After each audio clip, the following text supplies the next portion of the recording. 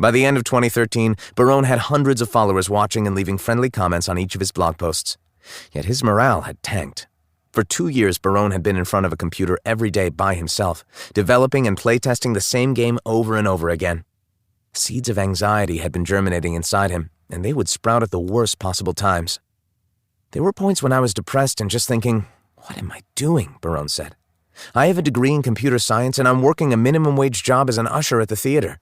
People would ask me, 'Do you do anything else?' And I said, 'I'm making a video game.'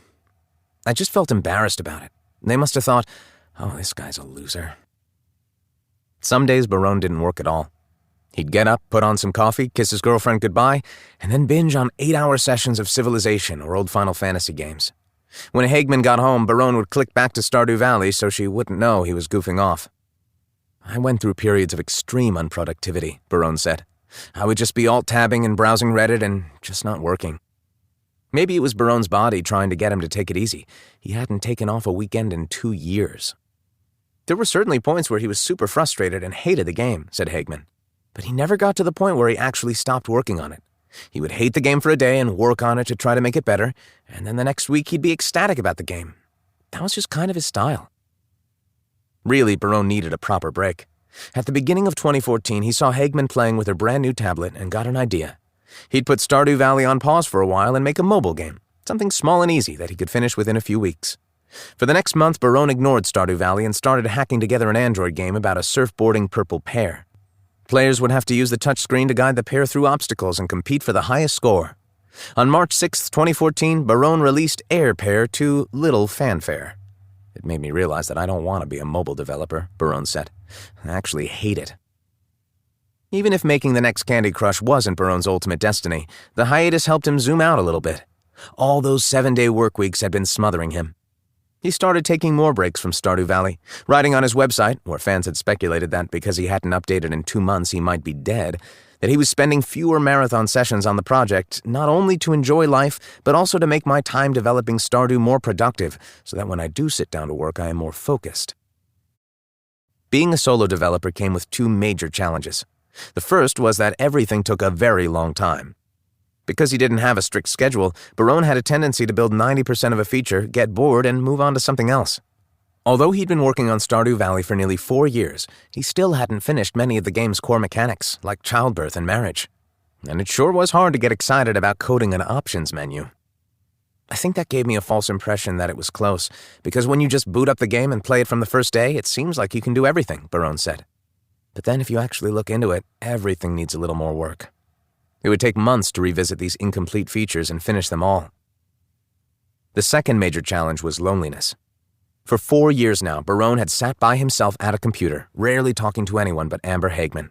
He had no coworkers with whom to bounce around ideas, nobody to meet for lunch and a kvetch session about the latest game industry trends. In exchange for complete creative control, he had to embrace solitude. "I think to be a solo developer, you have to be someone who's okay with being by yourself a lot," Barone said. "And I'm that kind of person. I'm okay with it. But it's lonely, I have to admit. It's part of why I got that usher job, just so I could go out and interact with some other people sometimes." Staring at the mountains and trees of Stardew Valley, Barone found himself again unable to tell whether his game was any good. It resembled Harvest Moon, sure. You could harvest crops and go on dates and hang out with cute people at the annual egg festival. But Barone had worked on the game for so long now, he found it impossible to judge the squishier parts. Was the writing good? The music? Were the portraits pretty enough, or should he redo them yet again? "That's another issue with being a solo developer," Barone said. "You lose all objectivity about your game." I had no idea when the game was fun. In fact, I thought the game was garbage even up until a few days before release. I was like, this game sucks. Barone spent weeks trying to make a decision. It would feel crummy to release an incomplete game, but fans had been asking him for years when Stardew Valley would come out. Wasn't it time? Without multiplayer, the game might not sell as well, but he'd been working nonstop for 4 years. Like Stardew Valley's silent protagonist, Barone had grown tired of the daily grind. "I was so sick of working on Stardew Valley that I just had to release it," Barone said. "I just reached this point where all of a sudden I thought, okay, it's pretty much ready. I'm super sick of working on it. I don't want to work on it anymore." He spent every waking hour sitting at his computer, or standing thanks to a makeshift standing desk he'd created by putting his monitor on top of an empty Wii U box, and fixing bugs. Other than his roommates and a couple of friends he'd asked to check out the game, he had no testers. There was no QA team. He had to catch, document, and fix every bug on his own. That was hellish, Barone said. I didn't sleep for days. Early in the morning before his game was due to come out, while trying to fix a pesky last-minute localization error, Barone fell asleep standing at his desk. On February 26, 2016, a drained Eric Barone launched Stardew Valley. His girlfriend and housemates, Jared and Rosie, had taken off work for the occasion, and they sat upstairs with Barone while the game went live. As they all cheered and celebrated, Barone stared at his Steam developer account. When he clicked over to the live chart, he could watch the numbers move in real time as people bought and began to play Stardew Valley. As soon as he opened the chart, he'd know whether or not his game was an immediate success. At this point, Eric Barone had no idea what to expect. He'd felt burned out for a long time now, and even with his friends telling him the game was great, there was no predicting how the world would react to his little Harvest Moon clone. Would people buy it? Would they actually like it? What if nobody cared? He opened the chart. Stardew Valley had already sold 1.5 million copies. Since he'd launched the game, it had grossed close to $21 million. Eric Barone, who was 28 years old and couldn't open the front door of his car, had over $12 million in his bank account. And he still drove around town in a broken Toyota Camry. People are asking me, when are you buying that sports car? Barone said. I don't need it. I don't know when that's going to change, you know. At some point, I guess I'll probably buy a house, but I'm not in a rush. For the next few days, standing in a cramped booth on the 6th floor of the Washington State Convention Center, Barone shook hands and signed autographs for the first time in his life, feeling like a genuine rock star. Fans came dressed up as Stardew Valley characters like the purple-haired Abigail and the suave Gunther. Some people brought him art and homemade presents. Others shared personal stories about how playing Stardew Valley had gotten them through tough times. One morning, halfway through 2016, Eric Barone suddenly stopped working. He just couldn't do it anymore. After 4.5 years of nonstop work, the thought of dedicating months of his life to Stardew Valley's multiplayer mode was nauseating him. I just felt completely burned out, he said. I was doing so many interviews and talking on the phone with people every single day and doing business deals, merchandise. It just got to me at some point. He called up Chucklefish and said he needed a break, and the publisher offered to put one of its own programmers on multiplayer, which Barone happily accepted. It's normal in game development for staff at big companies to take long sabbaticals after shipping their games. When the crunch is over and they've made it out of the hellfire, game developers are generally entitled to take a month or two off to recharge. Barone hadn't done that in February when the game had launched, but over the summer, he decided it was time for a long break. He spent hours playing PC games and zoning out in front of the computer. He drank a lot. He smoked a lot of pot. He had started taking an herb called ashwagandha, which helped relieve stress and keep him energized, but even that couldn't get him motivated to spend much more time on Stardew Valley. On August 6, 2016, Eric Barone wrote a new post on the Stardew Valley website.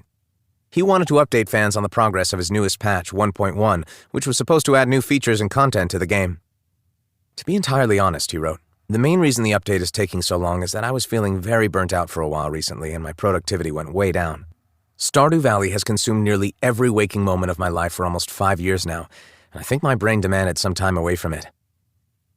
Barone added that he'd spent the summer doing very little and feeling awfully guilty about it. In truth, I've always had ups and downs, periods of intense productivity and energy followed by periods of low motivation, he wrote. I've been this way for as long as I can remember. This time around did seem a little worse than usual, but I reminded myself that with the success of Stardew Valley, my life got very weird very suddenly. It's probably normal to need some time to adjust. I'm not even sure if this recent funk was due to the sudden success, to my own volatile brain chemistry, or simply a result of working too hard for too long without a break. Sometimes I forget that I am actually a human with the need to relax and have a little fun.